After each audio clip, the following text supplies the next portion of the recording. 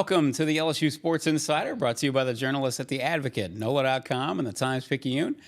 Perryn Keys here, hanging out with one young guy and one older fella. Koki, you're stuck here with the gray beards. I apologize. Koki Riley here, our LSU baseball beat writer, and Sheldon Mickles, our Hall of Fame LSU men's basketball beat writer. We are here to discuss, obviously, opening weekend for LSU baseball at Alec Box. 3 strong wins, with possibly a fourth coming on Monday as well.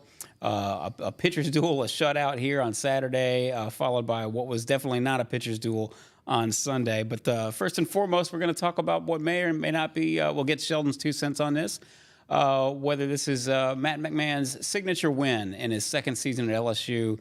The Tigers come up big. They get over the hump. They upset number 11 South Carolina on the road in Columbia on Saturday in what for me was quite a stunner. So, gentlemen, we're here to talk about it all. How you guys doing today? Very good. Doing great. Yeah. You're stuck with the old guys. I'm sorry, Koki. It's my pleasure. All right, maybe you'll learn something from us. And in all likelihood, we're going to learn something from you instead. A bit of business, of course, as we always start off the show. We are here on Monday and Thursday on Apple Podcasts, Spotify, wherever other finer podcasts are found.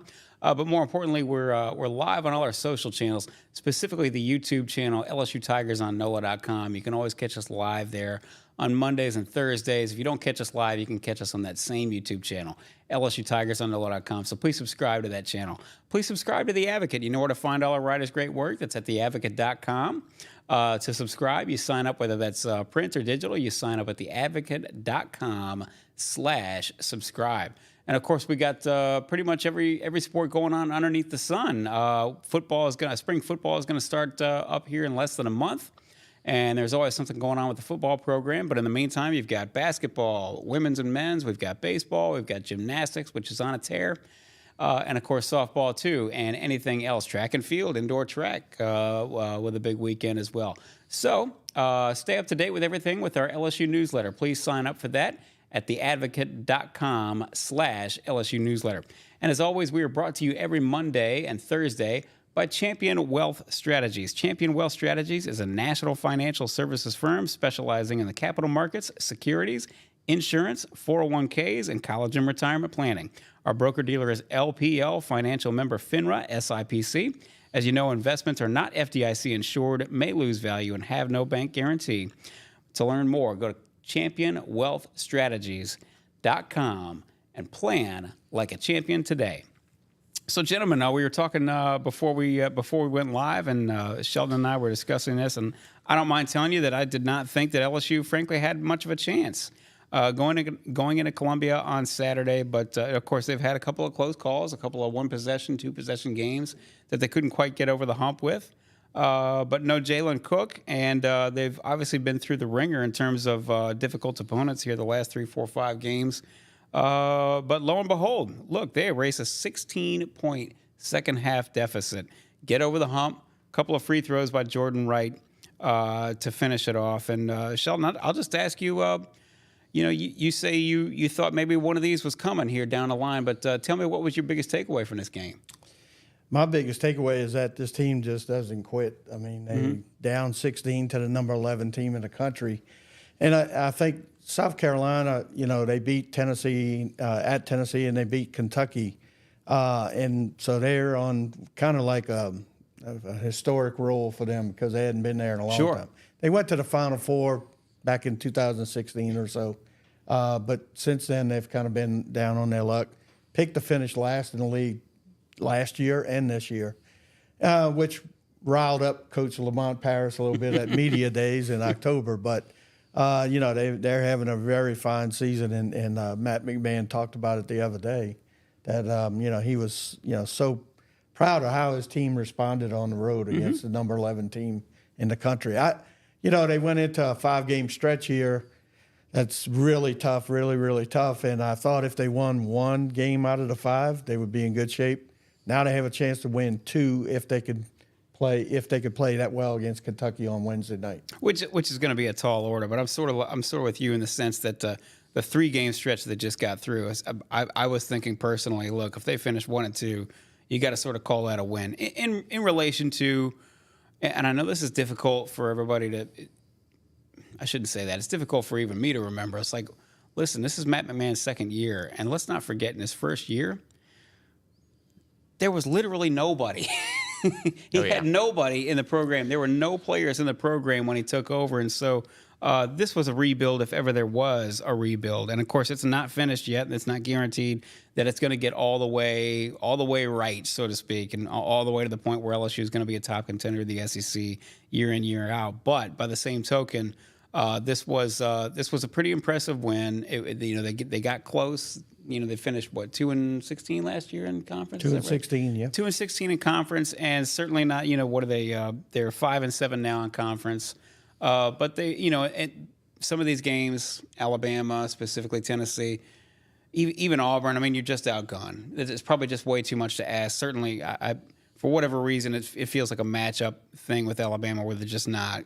it's just too much for them right now. They just don't have the guns, so to speak. They don't have the bodies. But in some of these games, even in the game, Auburn would be a good example. They go to Auburn. That's a tough place to play. They had a 16 home game winning streak just until Saturday, and they've got a lot of firepower. And Auburn got up on them, jumped on them all over them early. And of course, they fought their way back. They did not give up and wind up losing by 45. So to your point, there's a lot of fight in this team. Seems like. Yeah, and they're 5-7 right now, as you pointed out in the conference. 3 more wins than they got all last year. They still have 6 games to play, and out of those 7 losses, 2 of them were at Alabama, 1 was at Auburn, 1 was at Tennessee. So teams that are in the top 10 in the net rankings. Right. So you kind of go, okay, look, even Matt McMahon admitted last week, we're not ready to compete with those teams. And you hope he's getting there, you think he's getting there. Last year, like you said, he had nothing to play with. He got there late. He had to get the coaches together. He had to get and when he got into the transfer portal, a lot of the good players were gone. I mean, he brought KJ Williams here from Murray State, who was I thought a very good player, but a lot of the other ones were picked over in the transfer portal. Right. This year, he was able to build the team a little bit more in the way he wanted to build it. He had the transfer portal open, and he got some nice players. He was able to, get a couple of freshmen. One, Mike Williams, is helping from the start. Started from day one, first game, and they're kind of settled into their 9-man rotation now. It's a very, very good team, but they are all still playing together. And he said that they weren't ready to, and I don't think it's a knock against him.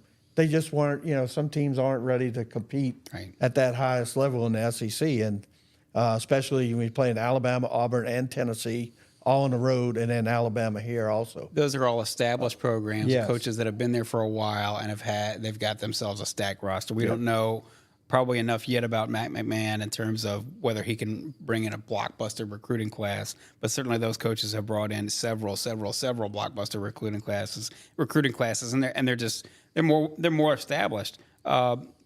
As you noted, 3 of those losses, as we noted, 3 of the losses, 5-7 now in conference, were either 1 or 2 possession losses to A&M, Georgia, and Florida. Of course, they lost in the last minute in Gainesville going into that South Carolina game, which is maybe why you felt that maybe there was, LSU was ripe for an upset here, in the short future, and they pulled it off.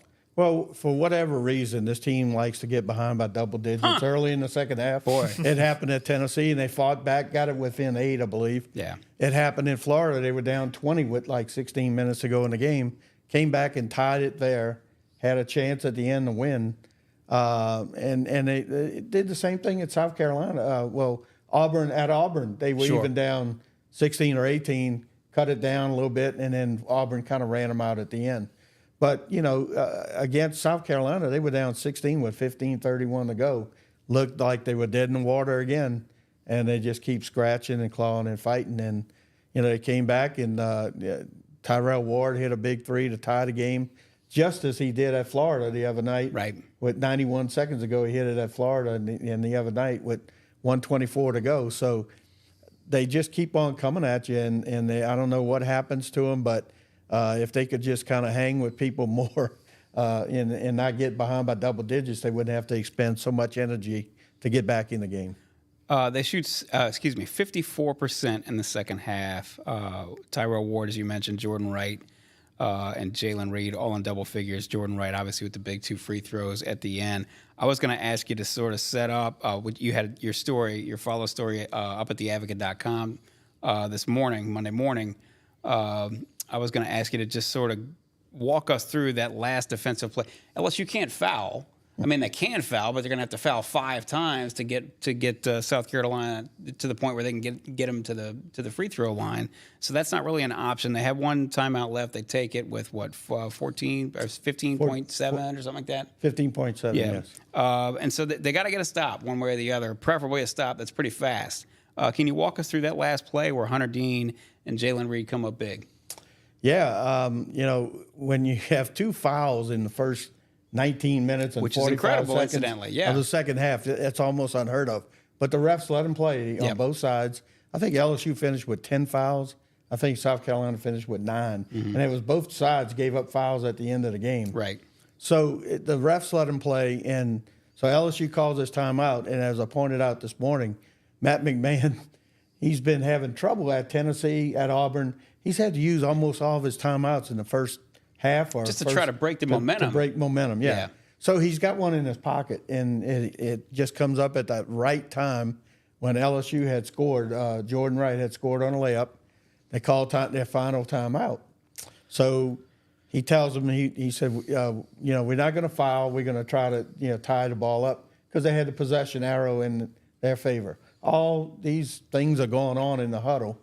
We have the possession arrow. He tells them, we're going to try to tie it up. They deny. First of all, you talk about Hunter Dean and Jalen Ward got credit for the play. But if you go back and look, South Carolina player was running on the baseline, trying to find a guard to throw the ball to. Right. They couldn't, because LSU was denying the ball. Right. So they did such a great job there. They threw it into a 6'8", 260-pound forward who's an incredible player. He's really good, B.J. Mack. But he's not who you want. He's not to have who the you ball. want to have Right. the ball in his hands. And he said later that he was trying to decide if he should call timeout, but he was too close to the sideline, which I found kind of strange. You call timeout no matter where you are. It didn't make sense. Anyway, he gets tied up by Jalen Reed, comes in. Hunter Dean fronted him. Jalen Reed comes in and ties the ball up. So that gives LSU the ball with, I think at that point, 14.4 seconds left. Right. Jordan Wright drives in, gets fouled, gets 2 free throws, puts them ahead. Still 5 seconds to play. South Carolina, LSU still has only 2 fouls on their side. That's right. So if South Carolina, you're trying to stop them from getting any kind of momentum, run down the court, throw up a prayer, or you could get a great shot off with 5 seconds to go. And LSU kind of knocked the ball out of bounds, and there was a lot of stuff going on. It was a big chess match, because South Carolina hadn't gotten LSU in the bonus. So Right. it was kind of crazy. I've never seen anything like it, the last, minute of that game. And just the way LSU drew it up, everything came out perfect for them. Now, I know South Carolina, Jacoby Wright had a shot from the corner at the buzzer, or with 1 second left. That hit the rim. It was a good look for him, but it just didn't go. And it was just time, I guess, for LSU to get over the hump. And that's what Matt McMahon had talked about last week after the Florida loss, that somehow he told his players after the game, he told me, he said, somehow we got to find a way to win these games. Right. That we're trying to win, on the road and games like that they have to win to become a more, I guess, reliable team in the crunch time. So it's a huge win. It puts I don't want to say that this alters the course of everybody's perception, but it's the feather in the cap that Matt McMahon had been missing. Frank, I'm speaking only for myself, but they had not beaten a top. Excuse me, I take that back. The very first conference game that Matt McMahon had as an LSU coach, they ambushed Arkansas, beat them. Arkansas was a top 15 team now. Then, certainly not now. But that was their. This was LSU's first win over a top 15 team on the road, and they earned every bit of it. I thought that it was an impressive showing, coming off of several frustrating losses. They've got the game that's always going to draw the biggest crowd of the year at the PMAC when these guys come in. Kentucky at LSU, 8 p.m. Wednesday in the PMAC on ESPN. Tell us what you're thinking about all this. I mean, we've seen them go against a lot of these other top teams. Not a vintage Kentucky team under John Calipari, but they've got firepower. Number 3 in the nation in scoring, 88.2 points per game. Tell us what you think about all this. Well, I think it's going to be a pretty tall task. I mean, after what Kentucky did to at Auburn the other day, incredible. I mean, there was no doubt that game. I didn't get to see the first half. There was no doubt that Kentucky was in charge in that game, and Auburn just could not get anything going, no matter what their crowd did. Kentucky was just much the better team, as they say a lot that day. They may go up to Rupp Arena and Auburn may win by 20. I don't know, 15 or 20. It could happen. But, just Auburn, just think, okay, they got that Kentucky, home court advantage just by itself. Yeah, you got Kentucky right where you want them. And I thought they'd win by 7, 8, against Kentucky. And it just shocked me the way they handled the crowd, the way they handled Auburn. And then the big thing about Kentucky is obviously they can score, as you just said. But a lot of people have been talking about their defense, and their they've defense not been keen. is not. Yeah, they've not been keen on playing hard defense. The numbers on their defense aren't terrible. Their 3-point defense, this is SEC games only. Because a lot of times I go by stats just only in SEC games. Sure. In SEC games, they're 4th in 3-point field goal defense. And in all field goal defense, they're 3rd. LSU is 7th in field goal defense. So, and then points allowed, I think they're 14th, 80.3. So that kind of skewed things and people. But, I mean, when you look at what they did against Auburn the other day, I mean, I think they held them to 59. Yeah. That's pretty strong. And Auburn's got some firepower. I know they lost Jalen Williams during the game, who's one of their top 3 stars, but it was pretty impressive what Kentucky did. Not shocking when you know about this program. Not terribly shocking. Yeah, not terribly shocking. So this is going to be an uphill climb. There's just no doubt about it. LSU is going to be a home underdog, probably a significant home underdog. What would LSU have to do to pull off back-to-back stunners? Well, it starts with Antonio Reeves, who's Kentucky's best player, and he's he was an All-SEC preseason pick for a reason.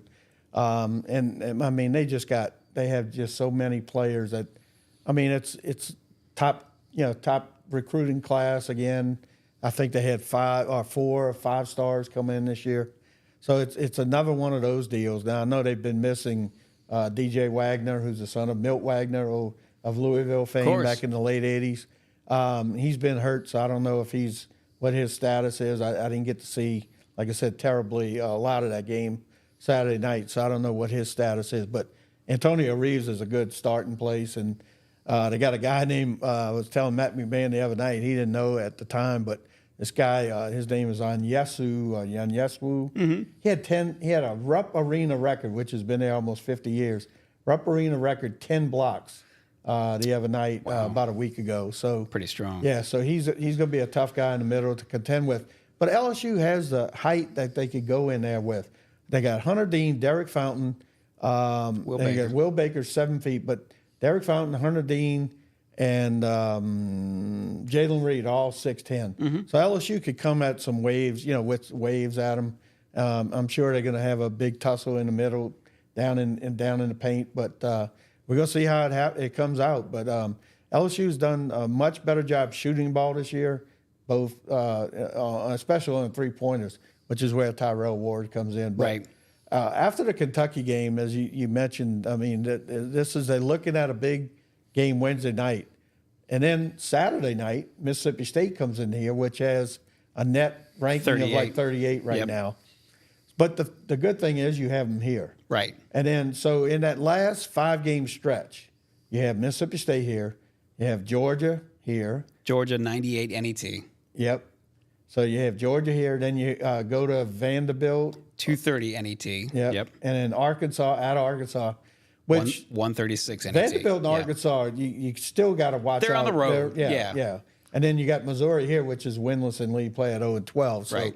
they have a chance to win. And I predicted at the beginning of the year that they would win 8 games in the conference.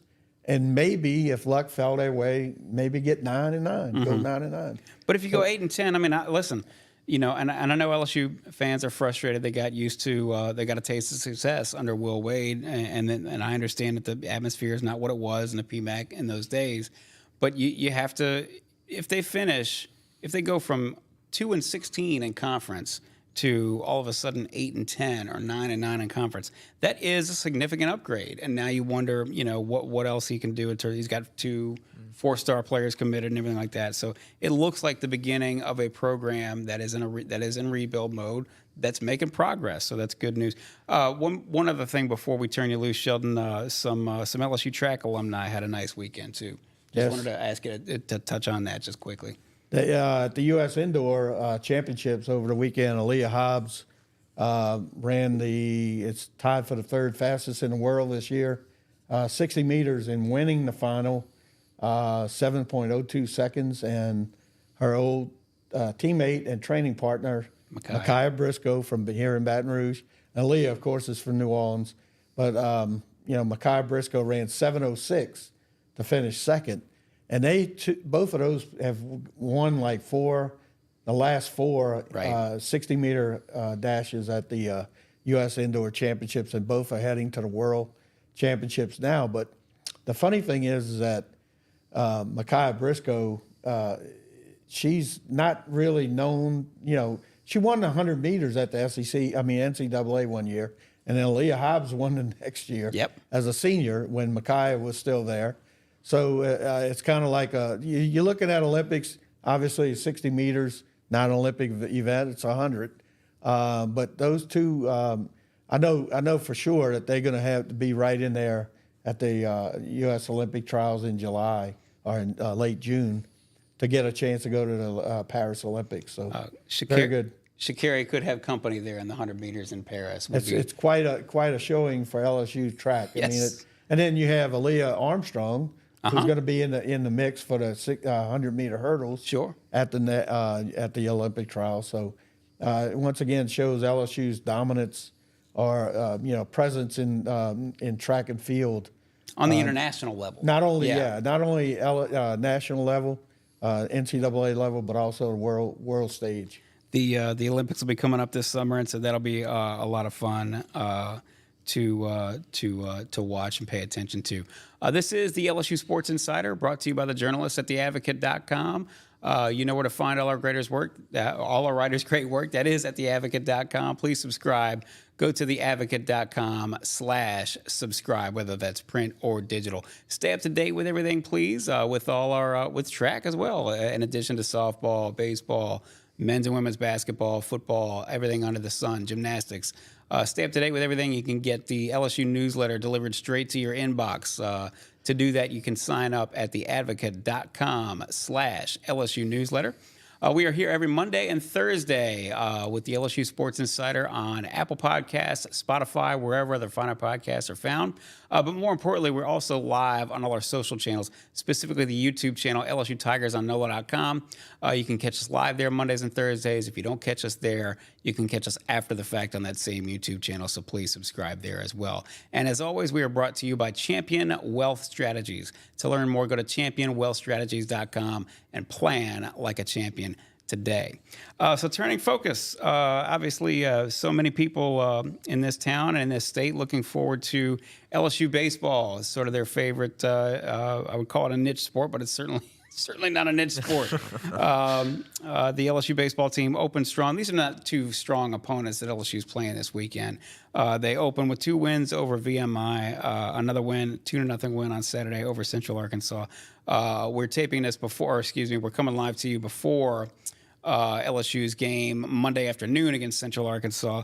But 3 strong wins early on. And, let's just start there, Koki. What are your sort of first impressions from LSU's first 3 games. Yeah, a lot of interesting takeaways when it comes to individual players, whether it's the Jalen Coleman, I guess now being just purely a starter, whether that's in the weekend or as like more of a midweek role, whether that's Gage Jump and sort of realizing that he has, some steps to take before he can get up to starter level innings and pitch counts. Even though he looked great in the 1 inning he pitched over on Friday, and that and some of the ups and downs of the offense, the ups and downs of the pitching staff, but all in all, it's been 3 wins. And yesterday's game on Sunday, I got all my days mixed up now.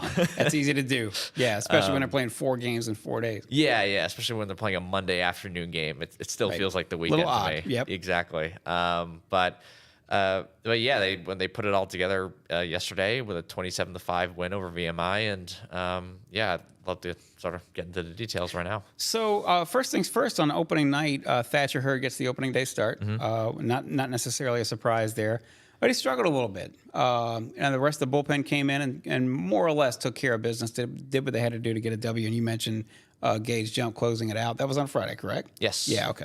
And then the following day, LSU's bats aren't hopping necessarily against Central Arkansas, but you have 5 pitchers combined on a shutout. That's not nothing. And as we discussed before the season started, this pitching staff is believed to be the deepest that Jay Johnson will have had in his 3 years here. Yeah, exactly. And Luke Coleman got the start. He looked excellent.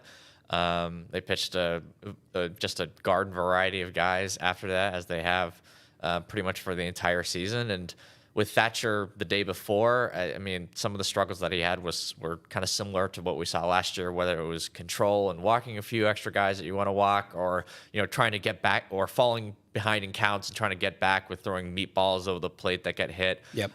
One interesting note is that VMI was actually a really good offensive team. They were 5th in the country in batting average last year, 25th in on-base percentage, if I'm remembering that correctly. So that's why it was kind of surprising what happened yesterday, where they only scored 5 runs, only had 2 or 3 hits for most of the game, at least. But anyway, so you can kind of justify, some of VMI's offensive success a little bit on Friday because of that. But at the same time, when you're supposed to have one of the deepest pitching staffs in the nation and as much talent as LSU has, you expect them to have better results against a team like VMI, even though Jay Johnson didn't blame himself for some of the extra runs they gave up out of the bullpen, that they extended Nate Ackenhausen a little further. Specifically, he left him in too long, right? Yeah, exactly. He left him in too long in relief in that game. But then as you said, they bounced back the next day and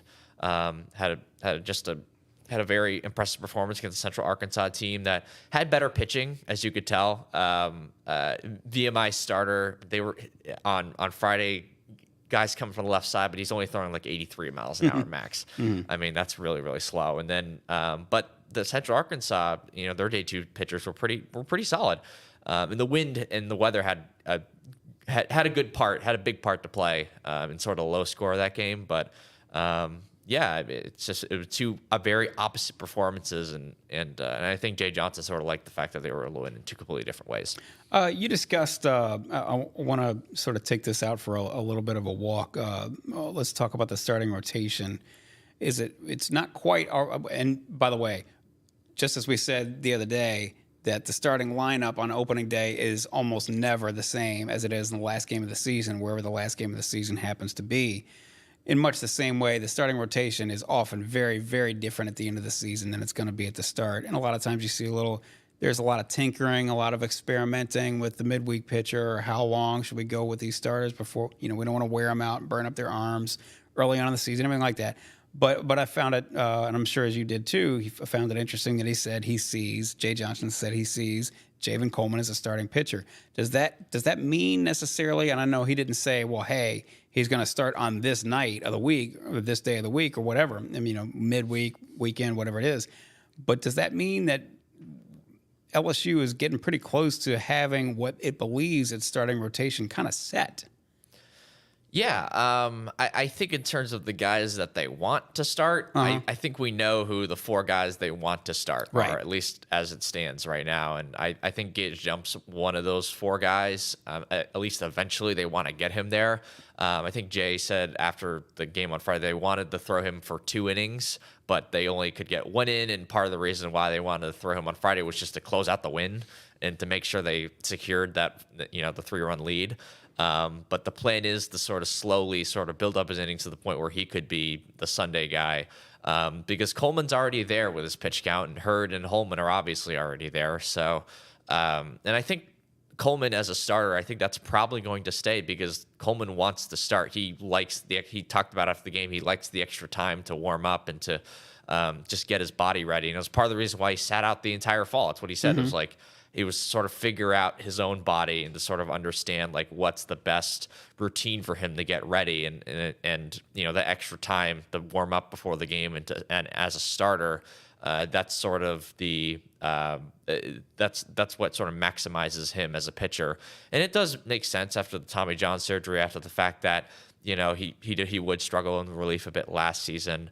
The fact that in his return last year, he came back as his first appearance was as a starter. Right. So because they thought that was the best course of action for his arm. So I think Coleman, at least when Jump is back and ready, by the time SEC play maybe starts around, you see him as more of as their midweek starter, or at least as their long relief option on a Sunday, for example. Or maybe they start Coleman and then they have Jump come in relief and they both throw 4 innings apiece or something like that. So there's a ton of different courses of action here, but I think those 4 guys is a pretty good shot. Those are just the 4 guys who start most of the games this year. Now are they just sort of being cautious or they're sort of slow because Gage Jump missed all of last season, Tommy John as well?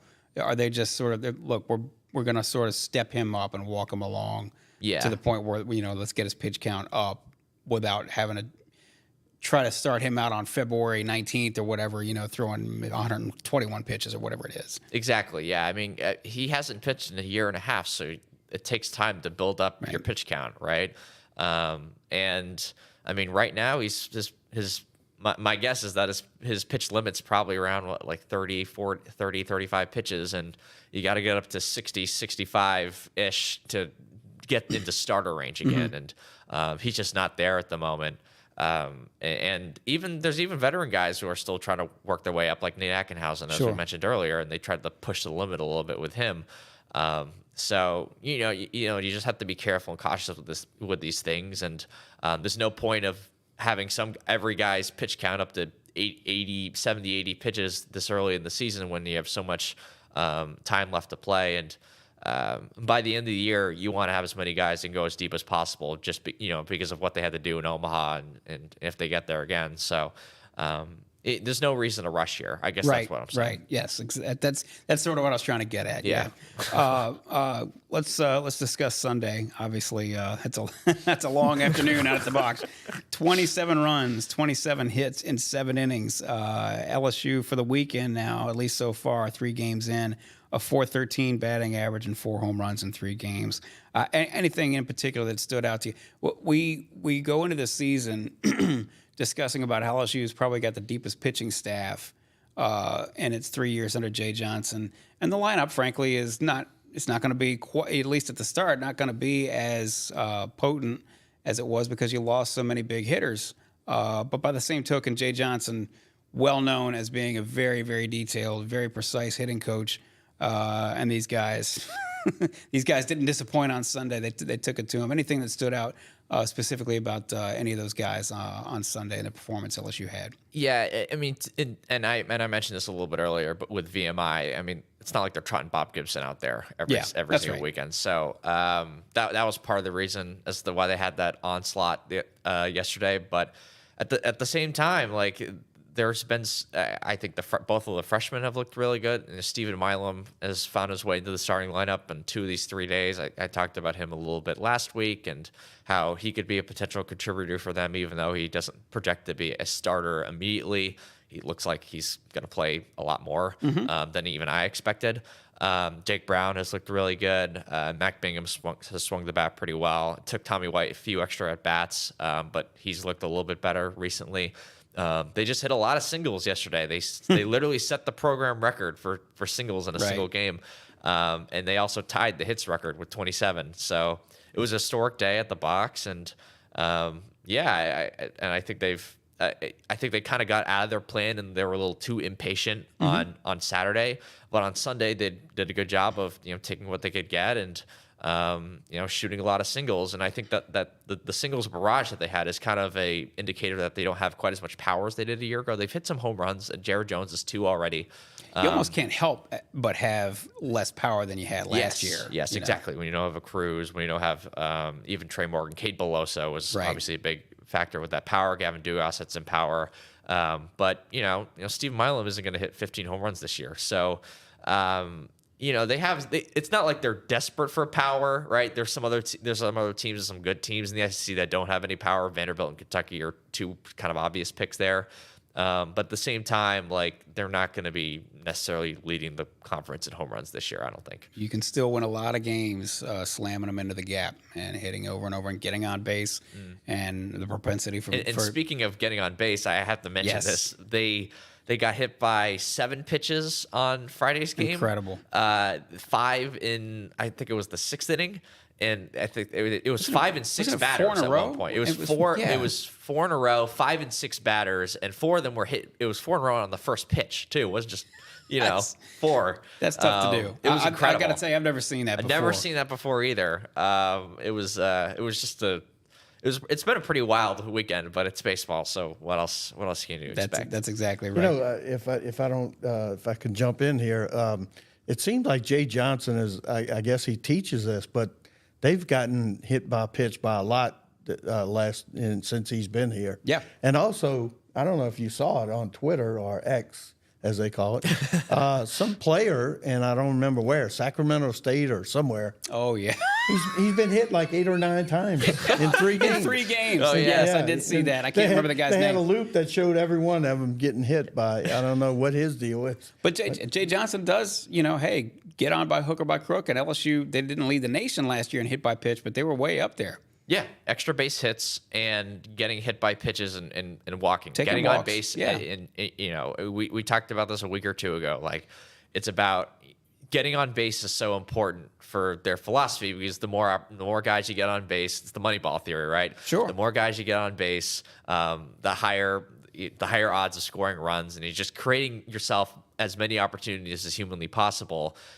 That's the most important step. It's not the most important step isn't necessarily driving them in because when you get so many rolls of the dice at some point you're going to get 10, right? Right. And that's kind of been their philosophy, and combine that with the extra base hits, it kind of creates opportunities to score runs in bunches as well, and that's just sort of the philosophy that they have, and they definitely have enough power to have to be like an extra base hitting machine this year. Any other thoughts as they get prepared here very shortly to play Central Arkansas for a second time to close out this quote unquote long weekend, and then of course as they go into what's going to amount to another long weekend next week. Yeah, I'm really interested to see who starts today, and Cade Anderson and Christian Little are 2 names who haven't thrown yet, who 2 guys who I think sort of jumped to the forefront with that. I thought Fidel Ulloa on Saturday pitched really, really well out of relief. 94, 95 mile per hour fastball, really good slider from the right side. And they need some of those right-handed options. I think Sam Dutton's looked really well, really good so far this season. I mean, he was a Sunday starter as a freshman 2 years ago on that pitching staff that really struggled. Yep. Struggled quite a bit last season, but they've liked the progress that he's made this year. Just another option for them on the right-handed side because this is a very strange team where they have more very left-handed options. Dominant. Yes, they have more quality left-handed options than right-handed options. So, the more right-handed options you can get, the better outlook it is for this team. The one thing I think they've kind of consistently struggled with over the last 3 games is walks. They've walked too many guys. Even yesterday when they were kind of shutting down VMI, I think they had 12 walks in that game, which is just way too many. I think everyone except for Aiden Moffitt had at least 2 walks yesterday, and that's a good sign for Moffitt in particular because he's had his problems with control. So yeah, those are sort of my takeaways, especially with the pitching staff. And I already mentioned Milam, and he's kind of been the standout. I won't say surprise, but standout guy when it comes to the lineup. We will be here for it all. Obviously, the season is underway. We'll be here from now all the way through June, wherever LSU baseball, wherever the team finishes their season. So please stick with us. We are here every Monday and Thursday. We're here every day at The Advocate, continually at theadvocate.com. Please stay with us. Please subscribe to The Advocate if you haven't already, whether that's print or digital. Go to theadvocate.com/subscribe.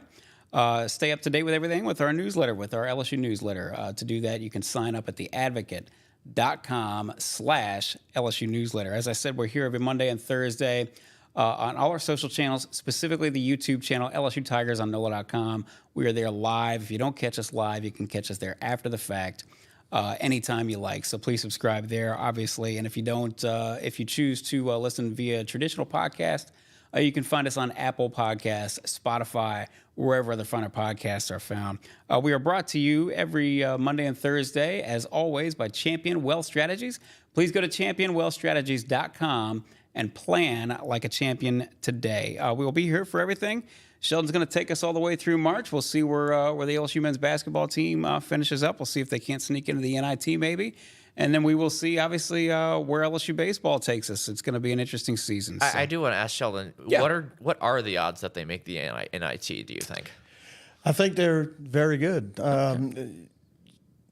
I think 17 wins could get them in there. You look at if they go 16-15 in that, in the regular season, win a game in the SEC tournament, then lose a game, they'd be 17-16. So I think traditionally that should get you in especially the SEC, a league that's going to get probably 8 or 9 in at least. I think 8 for sure, probably 9. There's some people think 10 could get in. Into the NCAA tournament. In the NCAA tournament. Yeah. We will see. We will see. LSU is going to make it interesting as we come down the stretch. So we appreciate you tuning in every Monday and Thursday for Koki Riley and for Sheldon Mickles and Robert Young behind the glass. My name is Perryn Keys. This has been the LSU Sports Insider.